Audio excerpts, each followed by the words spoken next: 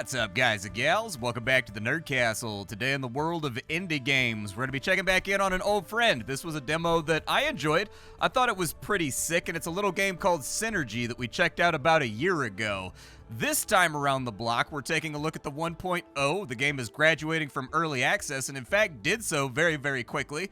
So now that it's a full completed product, it's time for us to reappraise our thoughts about it and figure out whether or not this game deserves a hallowed spot on your Steam wish list. If after watching this you wanted to get Synergy for yourself, I got a link for you down below in the description. You can check that out there. You can also find a bunch of other Nerd Castle links down there that I think are pretty awesome, but honestly, like, I'm super biased about it. I'm acknowledging that bias, but I'm still saying that there's awesome ass links down there that should definitely be clicked on. But let's play some Synergy for the next 30 minutes or so. I do think that this is a city builder that has a very, very different aesthetic than anything else on the market, while still capitalizing on Anno-like ideas in order to encourage you to play in certain ways. We'll probably start off on a new game. For reference, I've played the game for about 2.5 hours prior to the recording of this video. Have not beat any of the first missions. I played through one of the first missions for like an hour and 15 minutes. Then I went to a different campaign and played that for like an hour and 15 minutes. So we're looping back now. Let's start off a new game and let's see if we can have fun with it. For the sake of the video, we'll go with the Firestorm's storyline. The game currently, it has like these campaigns that you play through that tell a certain story about the post-apocalyptic nature of the city that you're building. This game has kind of like a techno, I don't know if recidivism is the right word, but basically you're a post-apocalyptic society. You still have access to like technology and stuff that seems somewhat akin to like what Capsule Corp has in Dragon Ball Z. Like, it's very, very similar to like Capsule Corp technology. However, nobody really understands how it works or like why we need it. They just know, almost to like a religious sense, I guess, that like if I use this object this way, this good thing happens. Aha. And so that's kind of like the setting for this game. It's kind of like a desert planet that you're trying to survive on.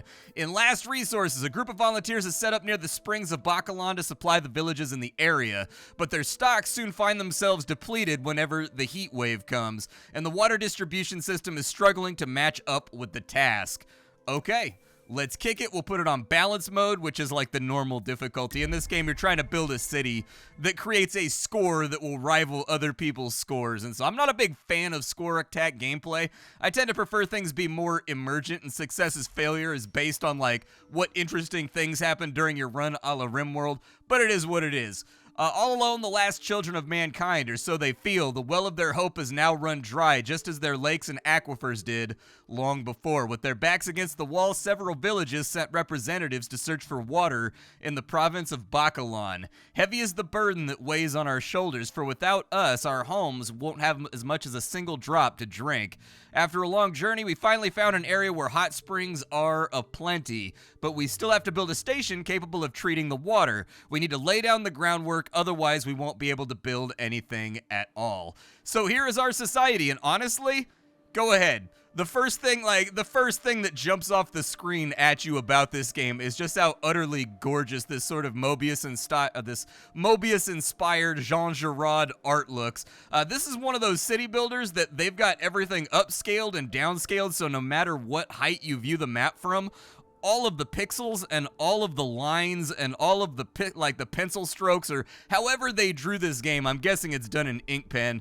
But anyways, everything rescales, which means that the game stays gorgeous no matter what altitude you're viewing the game from, which I think is a very important feature for a game like this that's gone to such extensive lengths to make sure that it has such a standout art style. It's very, very good that they did that, because if things got fuzzy or if things got a little bit blurry when you zoomed in and zoomed out, the entire thing would be ruined. And I've seen game after game, year after year, make that mistake where the game looks great from this scale, but when you get down into it, you can see little squares and things that are comprising the characters. Lots of fun little artistic details in this game, but the first thing that we really need to do when we start out playing the game is that we've got to put down a Founders Square. Everything in this game revolves around the Founders Square, all of it.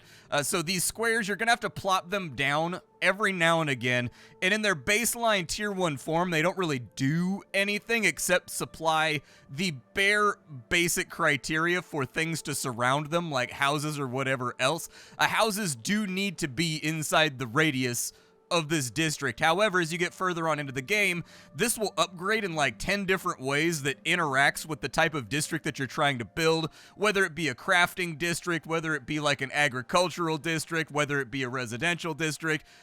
You're going to be upgrading this thing to maximize your point score as you go through the game. But for now, we'll just plop this. I figure like right here will be okay. I don't see any reason to get too crazy with it, and what you'll see is that these guys will grab from the stockpile. As in every other colony survival game, they'll head on over here, and they will start putting this together. The next thing that we're going to need is we're going to need a ton of houses. Every house gives you room for 2 people to live inside of, and so I'd like to do, how big is the radius on this when it's done? I actually kind of need to measure that out, so maybe I'll wait a second. I don't know if this bottom house is actually going to get the benefit of being near the district, but you'll see everything is beautifully animated. They'll come on in here. There's incremental building. They do have like supplementary animations. As of yet, I haven't been able to figure out if these guys are 3D or 2D. Like, I can't tell if they're 3D sprites or if they're 2D animations. Like, there's certain things they do while interacting with the game world that make me think that they're 3D sprites that have been converted down to a 2D space. But then other times I'm like, nah, man, that's hand-drawn. That's actually an animated sprite that's 2D all the time. It's really, really hard for me to tell. But so it only goes out to 4. That's what I was a little bit worried about. That's why I bulldozed that last one. I feel like I made this mistake already in the past. So we'll just drop in a whole bunch of houses. That way we're nice and insulated for the future for our housing needs. And then we'll put in some roads, because roads do have a utilitarian function in this game. Oh, that's a bummer. The tree's in the way, but the tree gives everybody a mood buff. Okay, I'm going to do something ugly, and you guys are just going to have to live with it, okay? Like, it's not going to be pretty, but it does maintain our bonus, and that bonus is going to be important going forward. So I guess we'll have the path go around the tree, and I won't murder this tree. But we need to get this all nice and hooked up. We also need to get them some food. We need to get them some water. So let's kind of get on top of that now.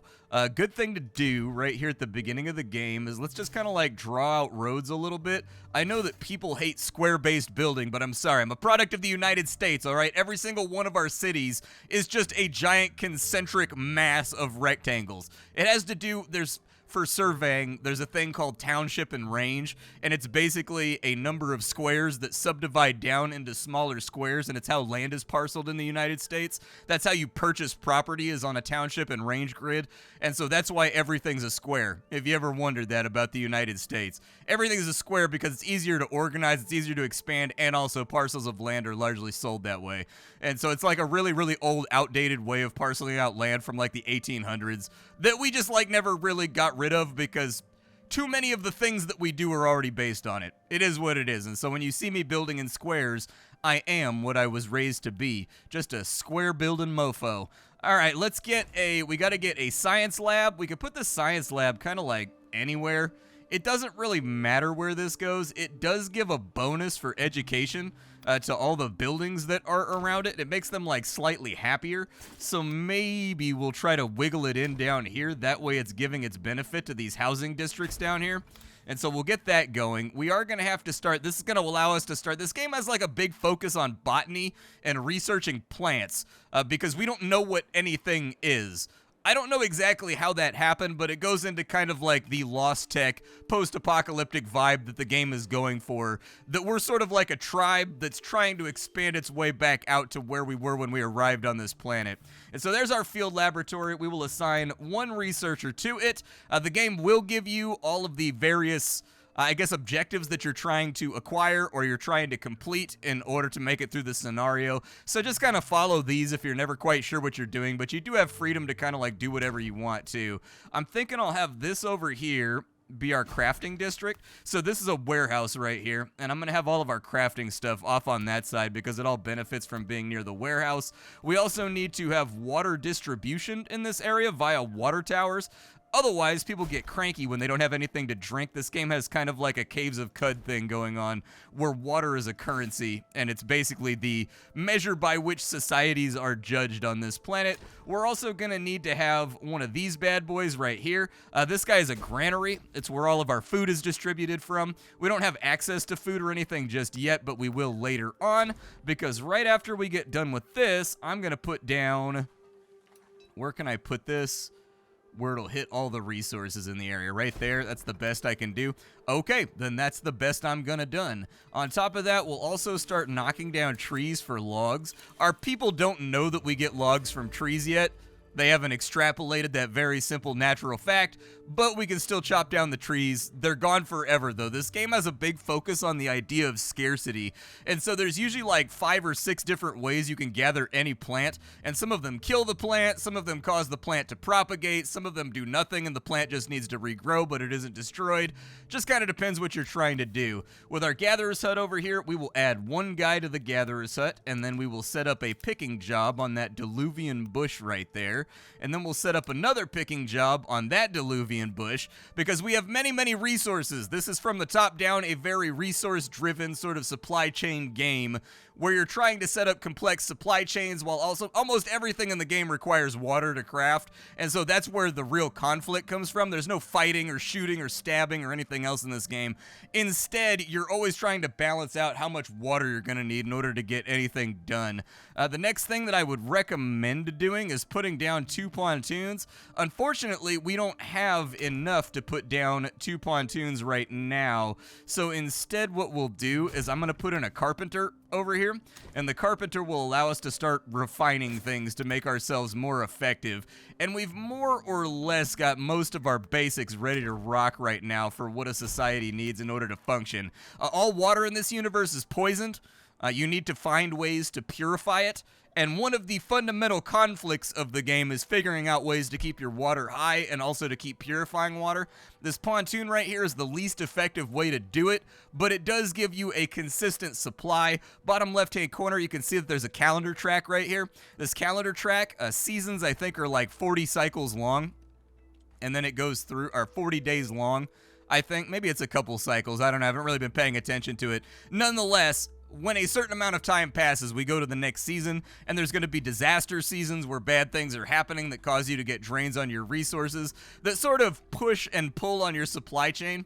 And so keep that in mind as you're going on into. This mission shouldn't be that bad from where I'm sitting right now, just because I've already played through a big chunk of it in preparation for this video. So I kind of have a rough blueprint in my head of what we're going to need in order to make ourselves effective. For the water supply, I do highly recommend you put like multiple people inside of it. In the early game, you're going to have a lot of problems with having enough population to supply all your buildings with workers, but water is the one area you don't really want to like be lazy about. Just kind of make sure that you've got enough water coming in, otherwise your supply chains are going to run just all kinds of rampant. We need to do surface level analysis on pretty much all the plants around here so that we can learn what they are, what they do, what they give us, and how we benefit from them being our little agricultural friends. That's the point of the science station right here. On top of that, every single time we research a plant, we're going to get a research point. This is a very, very bad way to get research points. We're going to find more effective ways to do it later to get, like, you know, serious big brain energy going on. Like, I'm trying to get to the point that my head pulsates with veins on it. You know, like that guy from Invincible. Like, I'm that smart. But for now, we've just got to kind of wait it out. I'll also put in a carpenter over here, and the carpenter's job is going to be to get us some sticks. Unfortunately, I haven't seen any way, so in the hours that I played, I haven't figured out a way to make them just auto-craft things until you hit a certain threshold. Instead, you got to keep an eye on it and watch it, which inevitably means that I frequently use up all of my raw resources on accident while I'm focused on other problems. But, you know, for now, we'll keep it running the way that it is. This is what an analysis report looks like when your scientists get done studying buildings or studying plants. So they've studied a diluvian bush. If we cut it and kill it and rip it out, we get sticks. And if we harvest using a picker's cabin, we get berries, which people can eat. This game does have a big focus on food as well. Make sure you read through all of these tabs that your resources are inside of, because oftentimes there's little calculations going on for efficiency when characters eat certain foods or do certain things that, like, it's not going to make or break your gameplay, but it will make you more efficient being aware of those things and planning around it. This right here is an alien artifact. These alien ancient artifacts, you kind of want to gather these because on your tech tree from time to time, you're going to need these in order to advance past certain thresholds or make it over certain like technological humps. And so there we go. buildings are animated while you're playing through the game. They do have their own unique animations, like this guy works on the little claw machine over here. That'd be a sick career, dude. I love those claw machines. It sucks that they're all rigged. That's really the big problem with claw machines. They had one at the Rayleighs near my house for a while that apparently kids were playing it and they were getting stuffed animals all the time. One of the people at the checkout counter said that a guy from the company came in and adjusted it. Like, she said he just went in with a screwdriver and adjusted something, and ever since then, nobody ever wins it. So there is like a threshold for those machines where the powers that be will come out and nerf the machine so that kids can't get toys out of them anymore. Just a giant scam like everything else in First World Life. All right, let's add one worker over here. The reason why I added a worker over here is because we are going to need to gather cabbage shrub so that we have both fruits and vegetables. Unfortunately, we're not going to be able to access that plant back there, but it's fine. I didn't want this guy to be too far away from the granary because they do have to walk to drop things off. And so once it gets too far away from both their house, their workspace, and also the nearest storage location, it can introduce kind of like major inefficiencies to your society. We do have enough research points from just researching rough plants right now to finally get the research center. This guy, you just assign people to work inside of it and they just generate research, period. And as with this building, we kind of want it to be a little bit close to our houses because they once again get an education bonus for it being near to there. Unfortunately, we're out of rocky stones right now. And so I'm going to gather up as many of these stones as I can on this side and send some of my loose workers to go grab that shale so that we can put the building together. And now that we have the resources that we need, I can kind of just plop this guy in right here. Not all buildings in this game rotate fully. So not a lot of them have like a back view or whatever, but we'll put that guy right there so that we're good and researched out. We also need to destroy this temporary stockpile to make room for other stuff. Don't worry about it. The resources will go on the ground and free workers will start moving those to the actual dedicated storages that we have for other stuff. How many sticks have you made? 60? Cancel this recipe and start making shingles. Yeah, we need shingles. Make shingles. Shingles are good. My inner roofer is happy. Dude, I gotta roof my house pretty soon. Like, our roof is, like, falling off at the moment. My dad said he'd come out and do it with me, but I'm not looking forward to it. It's been a long time since I've roofed a house. Ever since I started off YouTube, I haven't been, like, a big roofer, but roofing is back on the menu for right now. The good news is you've only got to roof a house, like, once every 25 years. So if you do an okay job at it, everything should be okay. We'll put in a researcher over here because chances are I'm going to forget about him anyways, and I'm trying to keep my workflow decent for the moment while we're trying to research stuff. If you want to see something really cool, like proof that this game went the distance when it comes to little details, if I pause this building, so the workers were working at the sawmill, but if I pause the building, they change position. They still go to work, but they just like sit around on the job site chatting with one another. So technically they're still assigned, but they've got separate animations for when the building is idle versus when the building is actually functioning as well, which I don't think I've ever seen a game do that. Like, I was racking my brain earlier before I decided to go live and start recording this, and I was trying to think of, like, have I seen a game where when a building's idle, they have a separate animation? Already, our volunteering movement is encountering its first obstacles. What little we produce barely sustains the treatment center, let alone provides for our neighbors in need. On our own, we lack the numbers to properly manage the area. We need better extraction facilities, and more than anything, we need more manpower. Our group is settled on exploring nearby areas in the hope of finding new partners. That's right, this game does have a world map, and in fact, it's a really, really cool visual world map. I'll show it to you in just a second, but we got to do some research first before we can do that. So this is the game's research menu over here. It's not like enormous, but don't let it visually fool you. Each of these little pips that's around each building can change the way that it functions or give you more options with that building, thus making it like a better version. And so technically there's actually a lot of stuff to dig into here when it comes to making your city more prosperous, so don't ignore the little pips that surround these other areas. We could gather toxic water, which wouldn't be the worst idea, because then we could put it into a water purification plant. The downside is a water purification plant is going to require a lot of manpower in order to function properly, and so until we have like a good supply of immigrants, it's not going to work out so great. So for the moment, let's just go with exploration missions for right now. Now that we have exploration missions, I would go and build one of those. Just about anywhere that I possibly can would be all right by me. I think I'll probably put it like right here. That way it's still benefiting. Well, maybe I'll put it down a little bit lower. I suppose I could do that. It could be like off to the side right there. That still gives us a little bit of breathing room. I'll put it in right there. Maybe it'll keep people happy. These buildings do get upgrades to the way that people function inside your society if you can bring these meters on up. Unfortunately, these are just tents, and one of the large remaining factors that we've got to get over the hump with is that people just don't like living in blanket forts like they've got over here. But they do look like very, very comfy blanket forts. They look like they're like high market blanket forts. With exploration, what we can do is we can load people up and we can send them out to go explore places. And this map is really cool. I actually really like the way they've got it leaning like an actual globe as you pan and scan your way around. I think it looks really, really good. It's a very, very pretty map to interact with. For now, let's just send them out to this island. We'll go ahead and get them loaded up on sour pods. I would recommend, I'm going to try to hit everything in the area. So I'm just going to fill them up to capacity because we're not really hurting on food anyways. And then we'll send them on out, and what you'll see is they'll come gather at the Explorer's Hut, they'll put on a new outfit, and then they'll leave our society and they'll start traveling across the map. You can follow the progress right there. We are out of logs on this side, and so we are going to have to figure out a way to get new logs before too long. But the Arborist Workshop, I think, will give us twigs out of these. But I think they regrow really, really slowly, so we don't want to, like, chop them down for logs purely either.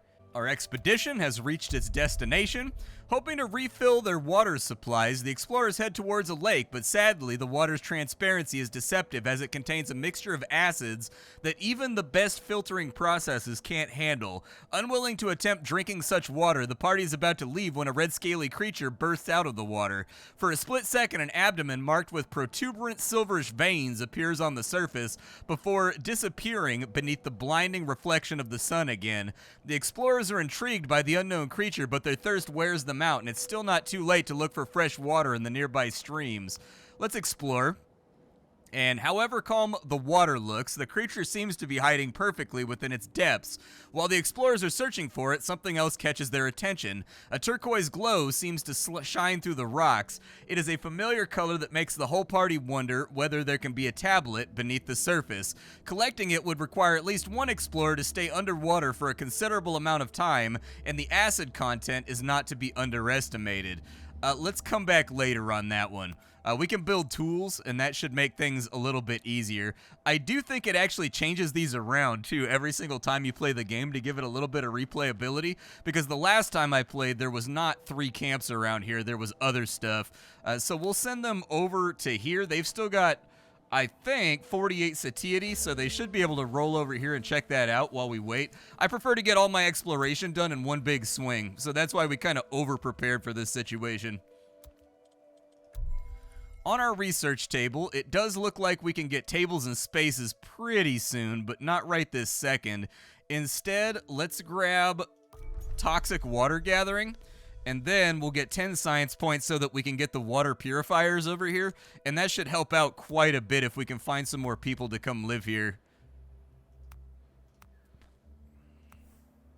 These hatted trees down here give us logs, but I don't want to go super hard on them right now. Next expedition's ready to roll. Spotting silhouettes in the distance, the party's enthusiasm turns into deep unease. What they've taken for humans are actually scarecrows that are made of straw, twigs, roots, and flowers. They are bent over gardens and sitting at dining tables looking like real people. Suddenly, one of the scarecrows starts moving. A female about 6 feet tall and very much alive is holding a cart with both hands and an 11-year-old boy by her side. Let's observe them. A tall woman places shrubs and fresh fruit bowls next to the scarecrows. Meanwhile, a boy takes long sticks and a bag of fiber out of the cart and starts working on a new sculpture. The explorers ask what they are doing. He explains the village is a funerary reflection of their village, a place where the dead can carry on their existence. When the woman calls out for the boy, he leaves behind 2 new effigies, an adult wearing gardening gloves with a tiny baby in its arms. We can collect from the plants, which will give us resin and seeds, or we can leave the place intact, which gives us heritage points, which are for a separate type of advancement that's separate from research points. I think this is probably the one that we should go with long term. So we've learned their customs, and then I guess I'll send the rest of my guys over to investigate the camp that the mission objective wants me to take a look at. Having arrived at our destination, we walk by walls covered with paintings and tapestries. Our explorers are awed and confused. Pieces of many different styles are gathered here, all clashing in an epic artistic struggle. Captivated as they are, none of them notice the old woman watching them. Beautiful, isn't it? These pieces represent moments no words could ever describe. Their encounters with the unknown, scattered across decades. She notices a gourd attached to the hip of one of the visitors and her hand tightens. Follow me. I have so much more to show you. The party follows the old woman on her guided tour of the building. We do our best to try and uncover the truth behind these accounts, but our means are limited. You look like you've done a study or two. Avoiding the gaze of the explorers, she continues. We could all benefit from this. The area is sorely lacking in water. If you agree to help us, we could grant you access to all of our knowledge. Sure, we can set up a trade, and then once we have enough water to proceed with the trade, we can reach out to the archivist again. Okay. I mean, I think we do have enough water. But let's send them to the other camp over here, I guess. Every other time I played through this, we could do the trade right now. But for some reason, it's not doing the trade right now. So, we'll send guys back over there in a minute. We just had to get it ticked off for, like, the objectives for the narrative anyways. And then we also need to research tables and green spaces, which is going to give us our first specialization when it comes to our square, to make it start generating score for us. That way we can compete with everybody else. Let's go ahead and go to our research tree, and over here, we need tables and green spaces. Got it. And then over here, we're going to need these pretty soon, too, to up our social score so that people are more likely to have kids.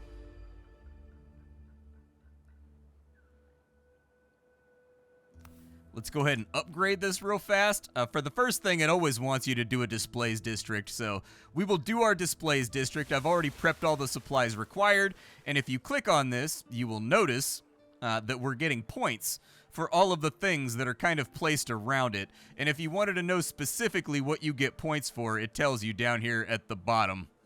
And if you manage to hit certain point scores for one district, it will do things like increase the caps and the thresholds for like the happiness of people. It'll add more workspaces to buildings so that you can get even more efficiency out of them. It kind of depends what tier you're at, but basically it increases various kind of cultural research storages and also how efficient your people are.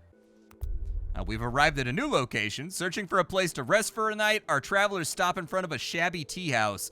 Despite looking abandoned, the owner comes up to greet them. Her kindness does not hide the fact that her tea is very much diluted and that the sun's rays creep through holes in the roof. I'm sorry, she says. Our partners haven't come back to trade with us for at least a season. We don't have enough material to repair the walls or improve our tea. Maybe the exploration party could trade resources with the tea house owner. Yeah, we could give some building materials. It looks like we get food out. You can have some shingles, for sure. Oh, I think we did do the trade because the point disappeared. I think it was just a weird text pop-up that didn't line up. And over here, we needed tools. All right, so you guys return to the city. I need my workers back. You guys are welcome to return home. We've explored the area and knocked it on out. With our 50 research points, there are things that we should be doing right now. For 50 research points, we can get tool production, which I think is a pretty solid idea. That would allow us to go back and harvest whatever's at the bottom of the lake. But we do have other options too. We've got civil engineering we can work on. We've got fair trading that we can work on. And we've got tables and chairs, which will just make our residential living areas happier so that they have more kids per season. That way we don't end up with a stopgap in our production and growth. However, what I'm interested in is actually getting the water purifiers. The water purifiers, I think, will be a tad more effective for what it is that we're trying to do. And then from there, I'm going to put in a second pontoon right here so that we have lots of water coming in. I'll add a road right there too. And then inside the crook, I'll put a water purifier right there. I don't know if the water purifier gives us a bonus. It looked like it had a line drawn to it, so I'm guessing we get some kind of pointage out of it that'll maybe upgrade our society. We also have enough research for tool production right now, so we might as well hit that pretty fast too. And so with tools being produced, we will put a forge right there. That's still inside the radius of our square. That means it'll also generate points, hopefully. And I think that's going to be the bigger batch of our building that we can do for right now.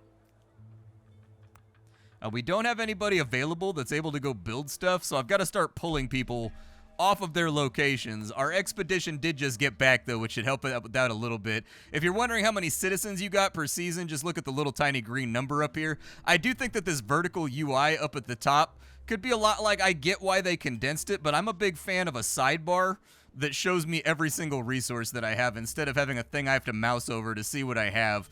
Like, each one of these is kind of like a category of, like, various stuff that you have on you that you can build with. And so, like, I don't know. I like to be able to, like, tag and mark things. That way they stay on the screen forever. Stuff like logs and twigs and stuff like that. So I'm not constantly, like, rifling through menus. I do think that, like, it could make things a little more obvious how many of each thing that you have while you're just in this general screen. Most of the buildings will tell you what you have in production, but let's move him on over to here, and we need to start making tools. We don't need to go crazy with it. Maybe I'll use stone for tools right now, because it seems like we've got a little bit more stone available down here spawning out of this outcrop. And so maybe I'll grab just a little bit more stone down here before we go any further. We should have enough workers to go and make that happen, and you can see that our little blacksmith is already doing his thing on this side. He's got just enough for his first round of production, but by the time they bring these back, it should be stocked up for the foreseeable future. We do have our first disaster coming. It's going to be the summer season. It's going to lower the amount of water that we get from all of our different locations. I would say gather toxic water for right now. That's fine by me. We'll put one worker inside the cistern over here. And the other thing we need for the cistern to work is that these mushrooms, they filter water. We don't really have a way to gather these just yet. If we keep them alive, we can utilize them for other stuff. But for now, I think I might just go crazy with it, and we'll leave one of them down here because I think they need to have one of their own type of plant around to spawn off of. I think that's what that radius is right there. And so if we want these to regrow, we don't want to kill them all. That would be a mistake. And then we need 20 water in order to make that work effectively. We do have enough tools to trade resources, so that might be a good idea. Just kind of like make friends with the neighbors a little bit. Like, maybe stop being like a social recluse that just hangs out inside of our house smelling like old hamburger. So maybe that would be a good idea. How big is it? Too big for what I just tried to do, unfortunately. I can also purchase an extender for this building for 5 shingles. I think I will do that. That way we're now expanding out in this direction and still getting our same bonuses for being near our town center. And then I'll put that in over there. What's it going to take to build that? A lot of rocks and a lot of shingles? Unfortunate.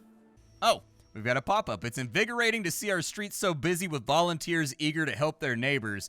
Though it warms my heart, hard times are looming ahead. On our last expedition, we encountered a group of analysts that warned us that a particularly harsh dry season is coming. We are far from ready to take on that challenge. The temperate season is a chance for us to stock up on toxic water without having to waste time filtering it. Treatment can wait because the dry season certainly won't. Once we've accumulated enough water, we should be able to resume distribution. I'm kind of conflicted about whether or not I want to move this guy over to toxic water. Let's go with toxic water for now, because toxic water gives us, so for 20 toxic water, we get 20 water out. Whereas for a full work cycle over here, we end up with just like 10 water for the exact same amount of time. And so I think having this basin over here might help a little bit. We'll watch how we end up storing up water, and if we end up storing up too much toxic water, we'll just even it out by adding another cistern over here, and that'll be our main production method for right now, because I would like to get our water back up. One thing that does bother me about this game is that the tooltips inside of these menus from the side that unfold, they don't update as things are going in and out. You've got to close it and reopen it if you want the water supply to refresh. Kind of wish that that was not a thing, but it is, so what are you going to do about it? I actually think we have the efficiency for one more cistern. I was watching the numbers game right there, so add another cistern on that side just to make both us more prosperous, but also so that we're spitting out mad water. I love how it shows the steps of building right there, how they've hollowed out the little hot tub, and then they're like filling it in with concrete and whatnot. We're a little bit low on stone, and stone is not really spawning on this side, so we may need to find a different spot to get our stone out of for right now. But I don't know if we have one on the map. I do think it's a good idea for us to turn off the forge for right now. We've got 30 tools, which I think will be good enough. I don't really want to trade any of this stuff with anybody. I'm not excited about it. They want me to trade water for cultural points, but like, maybe not right now. Research is kind of moving. It's sort of moving along. What things can I do with my research? We could technically go back over here with our citizens, and we could grab whatever was at the bottom of the lake now that we have tools, but we could also spend the tools on the research tree to become more effective. I do think that increasing the range of our harvest building would be a really good idea. I don't know the extent to which it's gonna expand it, but let's try that on out. It gives us a new implement on this little building right here to make its reach a little bit larger. Oh, it did expand it on out. It is reaching quite a bit further than it used to. Okay. Looks like maybe it goes out by like 3 or 4 more cells. But yeah, this is like a little contemplative city builder that doesn't have a lot of conflict in it. It's like you against the map most of the time. There's a lot of upgrades and things to play around with. It's got a shockingly gorgeous, unique art style. But it is a city builder at the end of the day. It does some things differently, like the focus on water and water purification. But if you're not looking for a city builder, you're not going to have a good time here. However, as far as city builders are concerned, I would say this is a solid effort. Like, it's enjoyable. It kind of goes in a different direction than all of the other Anno influence things that are out there. It comes wrapped up in just candy-coated visuals that look really, really great, and I think make the game stand on out. There is an endless mode inside of this game as well that you can play around with once you're done with the campaigns. And so far, I don't really have that many problems with it. Most of the things that I think like slightly annoyed me with this game had to do with the UI and the way that it tells you what you have on you for different productions without you having to mouse over something and wait for a pop-up menu to show up. But other than that, it was smooth sailing. I think it's a unique, interesting little city builder that doesn't neatly fold into a lot of the boxes that are popular right now with other titles. And so I think it's worth checking out if you're into these kinds of games. My name is Splattercat. I sift through the pile to find what's worthwhile in the world of indie games every single day so that you don't have to. Today we were checking out Synergy. Tomorrow we will definitely be checking out something else. I appreciate you guys taking the time to stop on in. I will see you all later, and that's all I got for you, folks.